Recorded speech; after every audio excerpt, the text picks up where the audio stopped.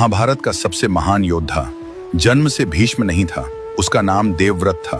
फिर ऐसा क्या हुआ कि पूरी दुनिया उसे भीष्म पितामह के नाम से जानने लगी।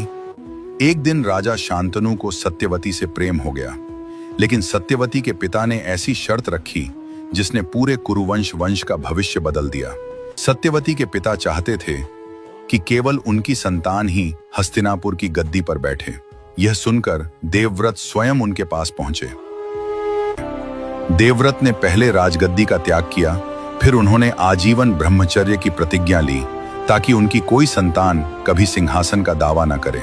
देवताओं और ऋषियों ने यह प्रतिज्ञा सुनी तो वे स्तब्ध रह गए। उन्होंने कहा, यह प्रतिज्ञा अत्यंत भीषण है।